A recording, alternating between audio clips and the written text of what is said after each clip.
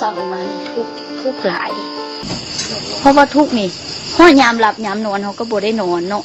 ถ้าคิดไล่งานที่ว่ามื้อนึงเขาเฮ็ดเวียงค่อน5 โมงนี่เป็น8 ชั่วโมงแล้วบ่แล้วเขาล่วงเวลาถึงว่า2 โมงกลางคืนนี่มันก็ซ้ำกับให้เฮ็ดเวียก2 มื้อคุณแล้วเขาก็เมื่อยหลาย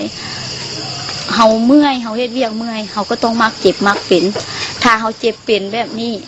แล้วไผสิมารับภาระตุบ่อนนี่แทนเขาหัวหน้าใหญ่เพิ่นก็ลงมาเว้าหั่นนะเว้าที่ว่า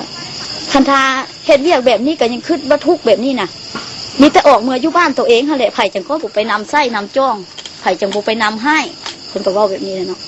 แล้วเฮาคิดส่วนนั้นมาเฮาเฮ็ดซ้ำนี่นะเฮาก็สมแฮงเฮาแล้ว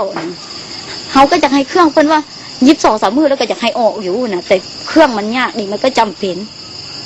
เฮาก็ที่บางส่วนมันก็ท้อแท้แบบนี้เนาะนี่ผู้จัดการเป็นคนไทยแล้วแบบที่ว่าข้าเจ้าโกงแรงงานนี่เฮานี่ถือว่าเป็นคนโง่เขาเนาะเฮาบ่ทันเขาทันสมัยกว่าเฮาแบบที่ว่าเสียภาษีอากรถ้าน้องมาเทียบถึงปัจจุบันนี้ได้เงินเดือน400,000เนาะอากรเฮาก็30,000 40,000สินะเขาก็พอเสียสั่งนี่แต่ถ้าอยู่พุ่นทางเงินเดือนถึง400,000อากรมันต้องตกไปประมาณ80หรือ90,000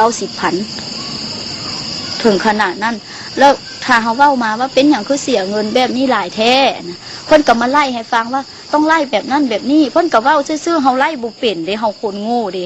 เพิ่นก็โกงไปแบบนั้นว่าเฮ็ดเวียกไปคือคนตาบอดเพิ่นให้เท่าใดเฮาก็เอาแล้วเพิ่นโกงเฮาไปแบบใดเด้เฮาก็บ่ฮู้แต่เฮา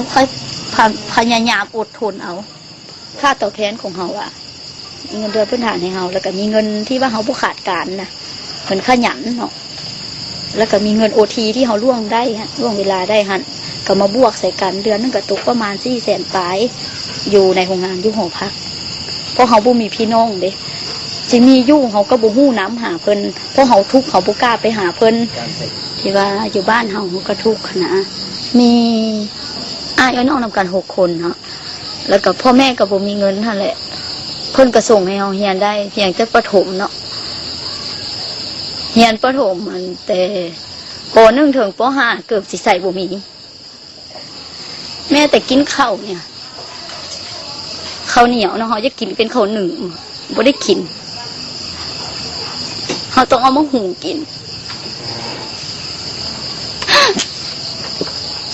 กินแล้วเฮาก็ต้องอดทนนะเพราะคันเอาที่มานึ่งกินนี่บ่ครบกันกินแม่นบ่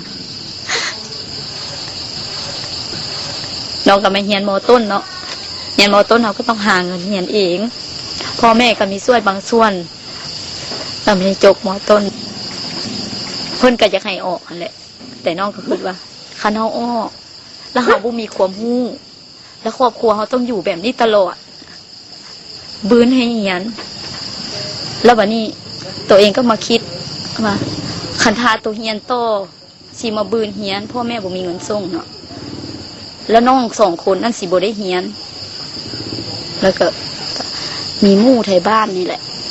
ไปว่าไปเฮ็ดเวียกอยู่เวียงบ่เขาเจ้าเคยเฮ็ดเวียกอยู่เวียงเนาะเฮ็ดอีหยังบ่เคยเฮ็ดอีหยังเนาะบ่เคยเห็นเวียงจากเทื่อเกิดมาจากนั้นจึงตัดสินใจมาเวียงมาสมัครงานแล้วผู้ดีนักเรียนออกแล้วเพิ่นก็เลยว่ารับเอาโอ้ดีใจท่านป้าขึ้นสวรรค์ตัดสินใจว่าต้องอยู่งานนี้อีกประมาณ 2-3 ปีถึงว่า2-3 ปีไปเนาะปีนึงอย่างว่าเฮาทอนเงินบ่ได้ล้านนึงบ่หรือว่าล้านปลายเฮาทอนไว้ภายในปีนึงที่ว่าเหลือจากการใช้จ่ายเฮาเนาะเฮาก็ต้องเอาไว้เด้ถ้าว่าได้เงินตามที่เฮาต้องการพอซื้อจักรได้คันนึงแล้วน้องสิซื้อจักรเฮาก็หยิบเครื่องก็พอเป็นได้เฮาก็ไปรับเครื่องบนหันบนนี้มาหยิบแต่รายได้เฮาต้องได้ดีกว่านี้ก็อยากฝากให้ที่ว่าน้องนุ่งภายหลังเนาะบางคนที่ว่าบ่เคยทุกข์นะที่ว่าพ่อแม่เลี้ยงมาที่ว่าบ่ได้ทุกข์บ่เคยทุกข์เคยยากหรือว่าผู้ที่ทุกข์คือเฮานะก็ให้มีความอดทนพยายามเรียนหนังสือให้เก่งๆฟังความพ่อความแม่ที่สิ่งที่บ่ดีเฮาก็บ่ต้องเฮ็ดมันแล้วให้เอาที่ว่าความทุกข์ของคอยเนาะไปเปรียบเทียบเบิ่งนะถ้าไผทุกข์เกินนี้ก็สิอดได้ถ้าไผบ่เคยทุกข์แบบนี้ก็สิอดบ่ได้เนาะก็ให้เฮาพยายามตั้งใจเรียน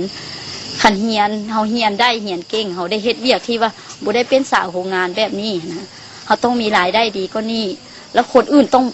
เฮาต้องบ่เป็นคนโง่สำหรับคนอื่นเฮาต้องสลาดท่อกันกับเขาแล้วไผสิบ่มาโกงเฮาได้